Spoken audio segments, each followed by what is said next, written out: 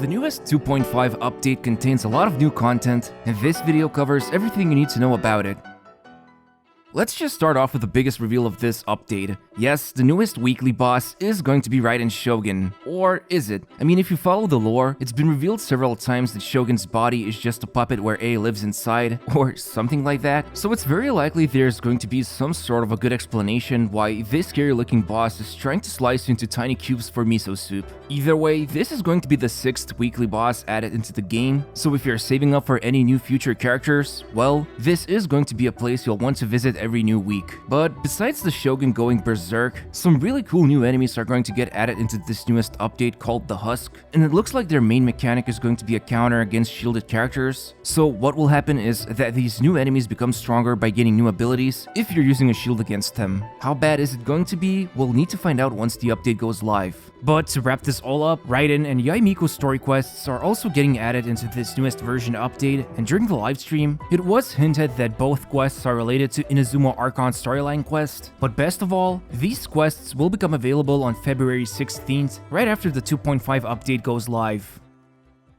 Just after Enkanomiya got released, in this update it's already getting its own major event, and it definitely feels a bit more different than anything else we've seen so far in the game. Some kind of strange darkness will take over this zone, and you'll need to use a special gadget called a Bokuso box to remove the shadows around various objects in the map. But the tricky part is, there's only a certain amount of energy you can use up before running out of it, so this may be a time-gated solution to prevent the players from exploring everything on day 1. But however this ends up working, what's really exciting is to see that a new 4-star catalyst is listed as one of the rewards. Moving on, this next event is all about mixing up some drinks and getting more than likely minor rewards, as with every minor event out there, but at least it will make Rosaria, Kaya, Diluc, and Venti happy as the drinking buddies get the chance to test out the new beverages. Speaking of creating things, MiHoYo is finally launching its very own Genshin Domain Maker event, so that you can now share demoralizing maps with your friends to make them suffer through nonsensical challenges you created for them. And you know this means some of your favorite Genshin content creators are going to have a field day with this event.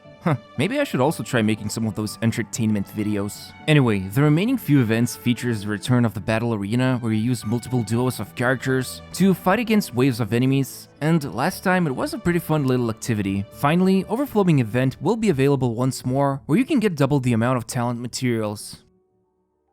The time has finally come for Miko wanners to become Miko havers, and by putting together all of the info pieces about her from both Bilibili and Twitch livestreams, I can tell you right now, she's going to be a very special character. So first of all, let's start with the most important thing about her, the playstyle. How she basically works is by placing down these cute fox totems or turrets, however you call them, which are going to deal damage to nearby enemies. However, the tricky part comes next, because if you put them close enough to each other, you can chain them together and level them up to improve their damage output, and since you can have up to 3 of them deployed at the same time, this opens up to some interesting strategies of how you can organize their placement. But it's important to remember that each nearby totem synergizes with one another, so keeping them close together for maximum damage potential may be the best idea if you want to take out one target, although spreading them out against a group of enemies that you cannot, well, group together could be another type of tactic. More importantly, these totems serve as lightning rods for Miko's burst, because after she casts it, a massive bolt of thunder is unleashed, but that's just the start, because it will be cast again on each totem on the field after destroying it, which means you can have a quadruple burst attack as long as you have all 3 fox totems deployed.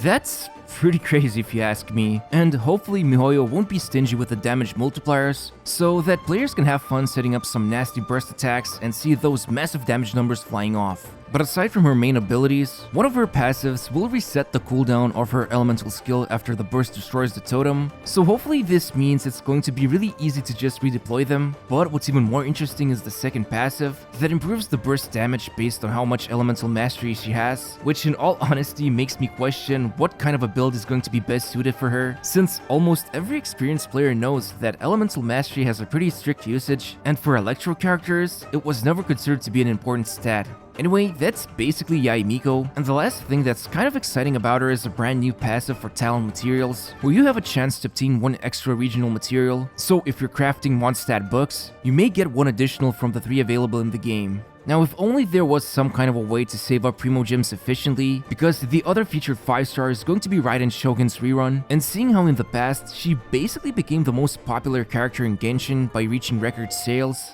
it's going to be a tough choice for players who want to have both the Miko and Raiden. But regardless, it's nice to see that Electro is going to be the flavor of the 2.5 update, and I hope you can get lucky without spending too many primos. Now, looking at the banners themselves, you'll notice a couple of interesting things. First of all, it seems like Miko wants to be greedy, and she's going to be the only available featured character in Phase 1, while the second phase will feature the double banners once more, and surprise surprise, Raiden will be sharing the spotlight together with Kokomi. It's kind of cool to see the Jellyfish Commander make a return, as I'm sure after re-evaluating her power in team comps, people will be more interested this time around to pull for her, although she is going up against the most popular character in the game, so you know, no pressure. Finally, there's going to be a new 5-star catalyst called the Kagura's Verity that's obviously going to be Miko's signature weapon, which makes you wonder if it's going to have critical damage in its substat to boost her powerful burst attacks.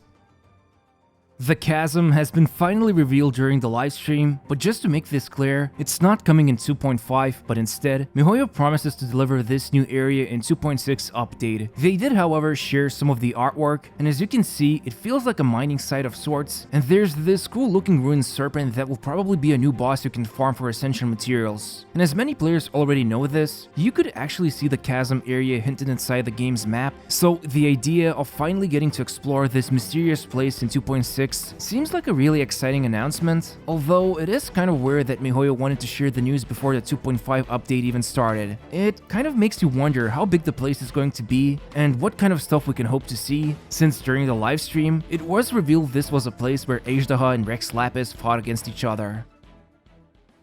It feels like a lot of stuff is coming with this new update, but if that wasn't enough, MiHoYo have also finally teased Kamisato Ayato on their Twitter account, so it's more than likely he'll be the next big thing in 2.6 update, and from the looks of it, he is going to be a Hydro character, an element that we definitely need more of, but it's not clear from the picture whether he is using here a claymore or sword, so let's just hope it's the former, because a water dude swinging around a claymore sounds pretty awesome. But to quickly summarize, a new weekly boss fight with Raiden Shogun, as well as new shadowy husk enemies are getting added into the newest update, while at the same time, Enkanomiya will also be getting its very own major event, where you'll need to clear away the shadows with a special gadget and unlock a new free 4-star catalyst. And as for the characters, Miko will be the first standalone banner in the update, while Raiden Shogun and Kokomi will be the double featured banners in the second phase of 2.5. Finally, the Chasm has been teased as the next upcoming area in 2.6, featuring some of the concept art of the area and some of its bigger enemies. Other than that, I hope you found this video useful, and be sure to use the primogem codes I have left in the pinned comment before they expire. Thanks for watching, and see you soon.